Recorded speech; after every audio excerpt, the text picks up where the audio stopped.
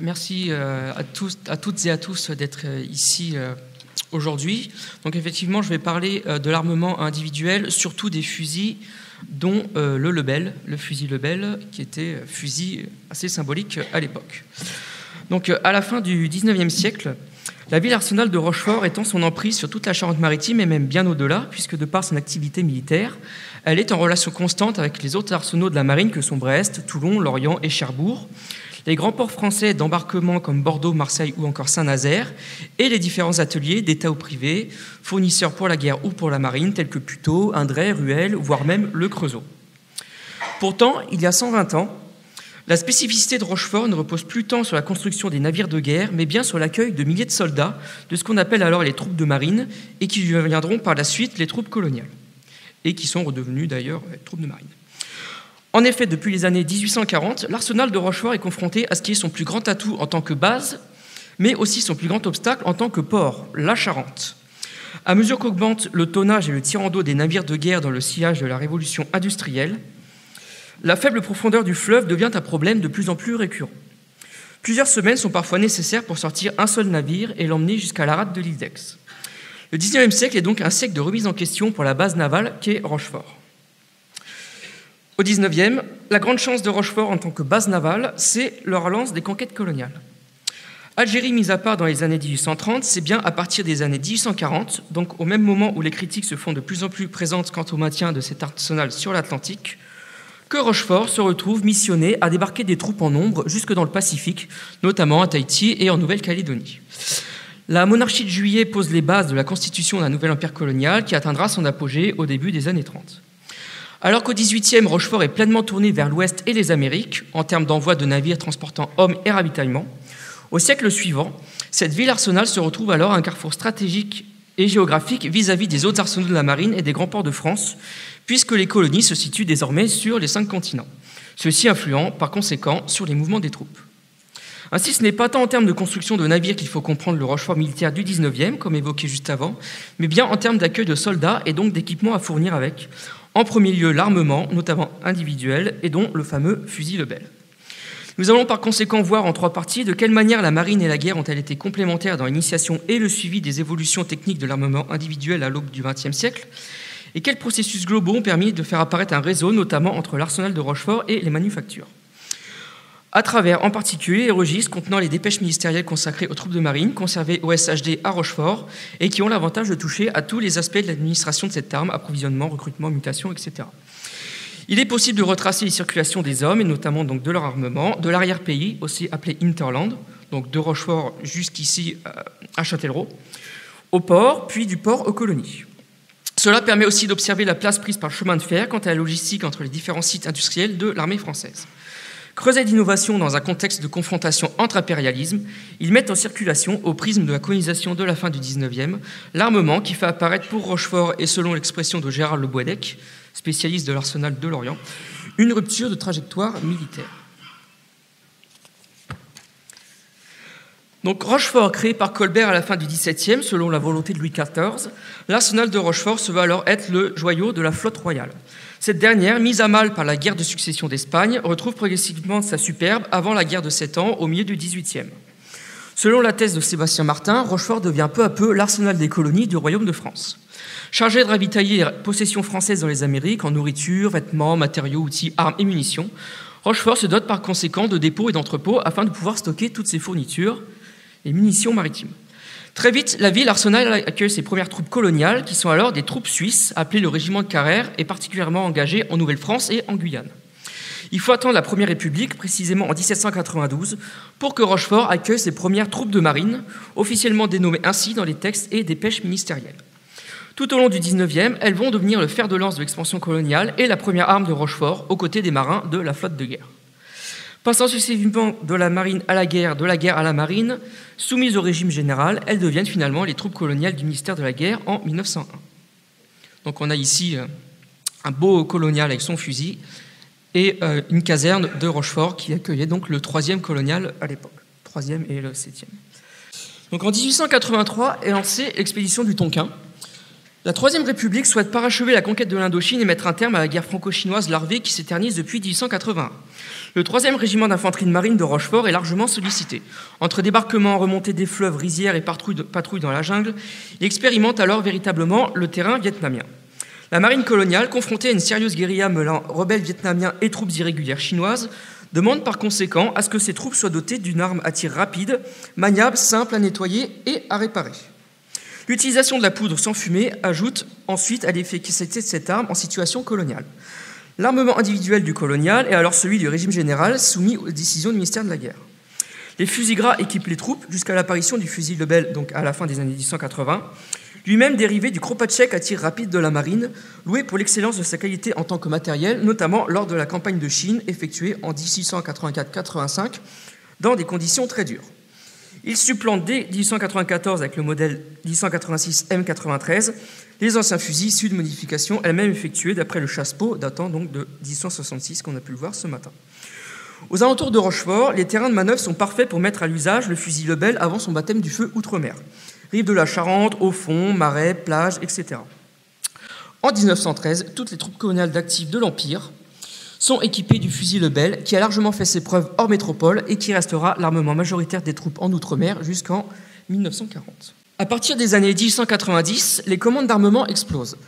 La dernière décennie du 19e voit les troupes de la marine intervenir sur les 5 continents. Le régiment d'infanterie de marine de Rochefort a été dédoublé comme celui des 4 autres arsenaux et sont de toutes les campagnes coloniales. Ainsi, à Rochefort, c'est en moyenne 2500 hommes par an qui quittent la cité charentaise et c'en est autant qui regagnent leur garnison métropolitaine après avoir accompli ce qu'on appelle alors leur service colonial.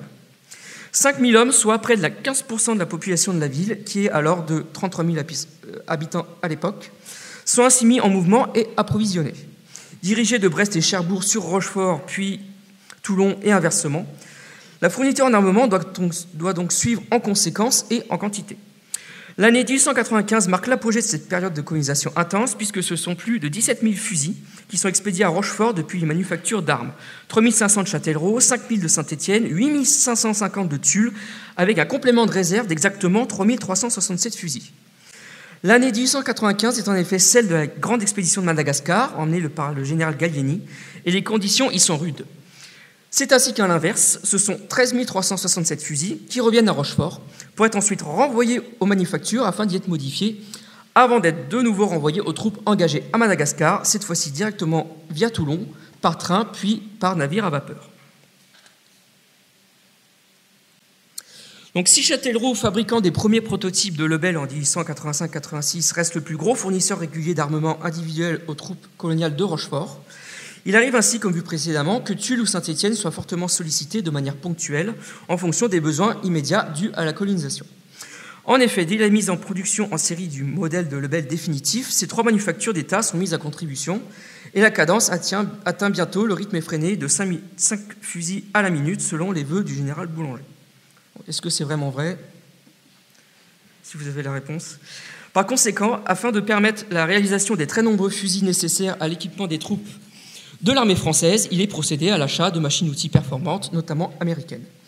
Fort de leur rôle industrialisant, les arsenaux de la marine s'équipent d'eux-mêmes et entretiennent de nombreuses relations, donc autant avec les acteurs du secteur privé qu'avec les fournisseurs de l'État. La marine dispose donc d'un réseau industriel étoffé, associant à ces 5 arsenaux des pôles spécialisés susceptibles de pouvoir lui fournir tout ce dont elle a besoin, et pour ses navires, et donc pour ses troupes. À la fin du 19e, le centre pyrotechnique de la marine à Rochefort accueille également alors des spécialistes détachés, en particulier de la manufacture de Châtellerault, pour l'entretien des fusils des troupes coloniales à Rochefort et donc de leurs munitions. Le centre pyrotechnique de la marine est issu de l'ancienne poudrière de Rochefort qui était, jusqu'en 1771, installée à l'est de l'arsenal. Considérée comme trop dangereuse à la suite d'une explosion, elle est déplacée à l'extérieur de la ville, au nord, mais toujours au bord de la Charente, au Vergeroux. L'atelier de la pyrotechnie est alors chargé de fabriquer et de stocker tout type de munitions afin de délivrer les munitions à tous les établissements militaires de la marine entre la Loire-Atlantique et la frontière espagnole. Les troupes coloniales étant des troupes spécialisées entièrement constituées de volontaires à partir de 1893 et spécifiquement entraînées en vue d'intervenir dans les possessions impériales les plus lointaines dans les conditions les plus difficiles, il leur est alors demandé, à la suite de leurs manœuvres régionales effectuées sur les terrains donc pouvant être rencontrés aux colonies, de faire remonter les observations à la pyrotechnie suite à l'utilisation notamment du Lebel, observations qui sont ensuite transmises à la Manu. Dans un tout autre domaine, l'atelier de construction de Puteaux est également chargé de fournir en bicyclette le service vélocipédique de la coloniale, utilisé aux colonies pour les liaisons entre les différentes composantes de l'armée, mais aussi pour les raids effectués en territoire ennemi. Les troupes de marine expérimentent ainsi, en mouvement et en situation, la précision de leur lebel sur leur vélo pliant adapté. En 1851, Colas, le secrétaire de la commission parlementaire de la marine dirigée par l'amiral Scharner, écrivait « L'importance des arsenaux repose sur les services qui sont appelés à rendre en temps de guerre. Ce sont ces services qui doivent être à la base du développement qu'il convient de donner à ces établissements et à leurs approvisionnements. De fait, si le budget alloué à l'arsenal lié à son activité de construction de navires a drastiquement baissé, ce n'est pas le cas en ce qui concerne l'accueil des troupes de marine. En effet, en 1913, ce n'est pas moins de 4 casernes dédiées aux coloniaux qui prennent place dans la ville Arsenal, non loin de la gare ferroviaire. L'emprise coloniale s'étend en département puisque les troupes sont également détachées sur l'île de Ré, d'Aix, d'Oléron, Marennes, Saintes et même au-delà à Cognac. Par conséquent, chaque détachement obtient son dépôt avec sa salle d'armes, le dépôt le plus important après Rochefort étant au château d'Oléron. La dispersion de l'armement aggrave les problèmes rencontrés à la seule échelle de Rochefort auparavant. Vol de fusils, disparition de munitions, etc. À plusieurs reprises, des rapports sont soumis au préfet maritime, l'alertant sur les nombreuses négligences recensées. Caisses endommagées, mal marquées et donc entreposées au mauvais endroit, parfois abandonnées au fin fond de la gare ferroviaire, etc. Les fusils étant neufs et indispensables au renouvellement de l'armement des troupes et a fortiori au service colonial pour la conquête, il est donc demandé à ce que les coupables soient punis avec la plus grande sévérité pour atteinte au matériel militaire de l'État. D'une belle finition fiable et robuste, le lebel fait donc en effet l'objet de nombreuses convoitises, et notamment des agriculteurs et autres chasseurs aux alentours de Rochefort. Selon Caroline Lemao et Philippe Mézy, la ville portuaire est un lieu d'interconnexion entre un arrière-pays, donc l'Hinterland, et un avant-pays. La question de l'approvisionnement des villes portuaires, et dans ce cas précis celle de Rochefort, en armement, permet de saisir l'adaptation de la ville aux évolutions des modalités de cet approvisionnement particulier. À l'instar de Brest, la construction du réseau ferroviaire de Rochefort fait partie d'une vision de projet global réalisé en étroite collaboration avec l'armée. Jusqu'au Second Empire, la logistique s'effectue par voie d'eau, lente, notamment sur la Charente. L'arrivée du chemin de fer chamboule le fonctionnement de l'arsenal et détourne en partie Rochefort de son propre fleuve. L'armement arrive par wagons entiers, ce qui influe sur le territoire urbain et sa reconfiguration. 3 gares sont construites, avec chacune sa fonction. La gare d'Orléans, près du nouveau port de commerce, est reliée à l'arsenal pour un acheminement direct de l'armement. La gare des Charentes, ligne en provenance d'Angoulême-Ruelle, sert en partie d'entrepôt. Puis la gare d'État actuelle sur la ligne La Rochelle-Bordeaux embarque en partie les hommes. À la fin du XIXe siècle, tous les mouvements de troupes ainsi que l'organisation portuaire dans son ensemble s'organisent alors autour du système ferroviaire. À l'ère industrielle de la colonisation, les corps expéditionnaires se faisant toujours plus importants et étant toujours plus équipés en matériel, les armes des manufactures françaises se diffusent dans le monde entier. Au même titre que le charbon est indispensable aux navires, le fusil est indispensable aux soldats. Or, maintenir un approvisionnement régulier en armes et munitions est lui-même un combat de tous les instants, alors même que les hommes sont en danger et engagés outre-mer. L'industrialisation des fabrications d'armement en France au XIXe permet clairement d'accélérer les mouvements de troupes et de leur armement et par conséquent la colonisation elle-même. À titre d'exemple, en 1895, des armes et leurs munitions doivent être envoyées aux troupes engagées à Madagascar depuis Rochefort, par chemin de fer, puis via paquebot à vapeur via Marseille. Ce qui pouvait prendre encore jusqu'à 5 mois 40 ans plus tôt sous le Second Empire ne prend plus que 5 semaines tout au plus à l'extrême fin du XIXe siècle. À l'arrivée dans les colonies, les armes se retrouvent au contact de l'humidité tropicale, de la chaleur et de la poussière. Et il est donc demandé aux troupes qui évoluent en situation coloniale de faire parvenir leur rapport concernant l'utilisation de leurs armes, notamment le lebel en test, puis de les faire renvoyer, le cas échéant, en métropole, donc pour modification. Ainsi, entre les renvois en métropole et les campagnes en terrain hostile, il en résulte une circulation de l'armement dans l'ensemble de l'Empire, formelle et informelle. Donc informelle, ça peut être par exemple les concessions françaises à Shanghai, à Pékin, etc. Beaucoup tombent en effet entre les mains de trafiquants également d'armes, des guérilleros, notamment Otonquins, et autres seigneurs de guerre chinois qui font du trafic. Cette perspective circulatoire contribuant donc à faire la renommée du lebel dans le monde dit colonial. L'homme de la coloniale incarne cette perspective circulatoire impériale. Figure de son époque au casque de Liège, il prend place dans ce que les diplomates et barons des Tournelles de Constant appellent alors en 1899 la mégalomanie coloniale. Le fusil Lebel devient son outil du maintien de l'ordre colonial selon l'esprit de la loi sur les troupes coloniales de 1900, contenu dans cette intervention du baron Réberty. Le livre des conquêtes est fermé aujourd'hui. L'œuvre coloniale ne comprend plus que deux tâches qui se complètent, la mise en valeur, la défense des colonies. Par les 60 000 hommes de l'armée coloniale, troupes indigènes comprises. Les faits d'armes effectués avec le Lebel sont mis en valeur dans les nombreuses publications et expositions coloniales itinérantes mettant en avant les troupes engagées dans les conquêtes outre-mer. À Rochefort, c'est la Société de géographie, véritable organe de propagande du Parti colonial de la Troisième République, qui veille à mettre en avant la coloniale et ses exploits dans la constitution de la plus grande France. Comme par exemple la première utilisation massive au Bénin du fusil Lebel qui fait des ravages dans les rangs adverses. Le général Dodds, commandant des troupes engagées dans cette campagne, est ainsi invité à donner à Rochefort une conférence sur cette nouvelle arme à feu prometteuse, qui est par ailleurs également garante de la sécurité des jeunes hommes volontaires, mais avant tout rochefortais et plus généralement charentais et nationalement français, j'ai envie de dire. La 3e brigade de Rochefort étant en effet spécialisée dans la relève des troupes du Tonkin et donc aussi du Bénin par la suite. Donc pour conclure, les années 1883-1913 constitue l'âge d'or de la conquête coloniale.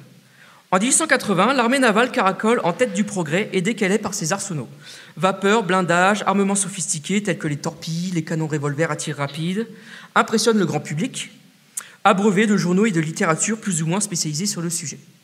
La marine, consciente de l'image positive qu'elle renvoie car épargnée par la critique à la suite de la défaite de 1870, contrairement à l'armée de terre traumatisée, considère comme son précaré le monde colonial où elle y joue le premier rôle en tant que projection de puissance de la France dans le monde, notamment vis-à-vis de l'Angleterre et de l'Allemagne. S'insérant au cœur de processus globaux et historiques, l'amirauté, qui souhaite obtenir un fusil donc à répétition pratique à utiliser sur des navires soumis à la houle, joue un rôle de pionnier et fait d'abord équiper ses troupes du fusil Kropatschek d'origine autrichienne qu'elle fait modifier selon ses propres critères. Obtenant un beau succès mais non dénué de défauts, il devient une base de réflexion pour les ingénieurs chargés par le général Boulanger de fournir à l'armée française le meilleur fusil qui soit. Les manufactures du ministère de la Guerre se modernisent et entrent par conséquent dans l'ère industrielle et la production de masse. Le maître mot est alors rapidité de mouvement, d'intervention, logistique, production, d'entretien.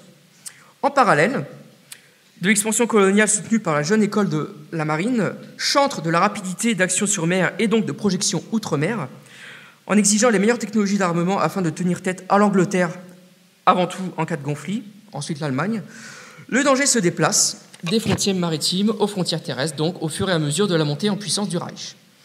Choix est donc fait de fournir la totalité de l'armée française avec un fusil réglementaire standardisé et innovant, ses pièces interchangeables facilitant son entretien et sa logistique, notamment lors d'opérations combinées entre la guerre et la marine, d'abord outre-mer, ensuite en métropole.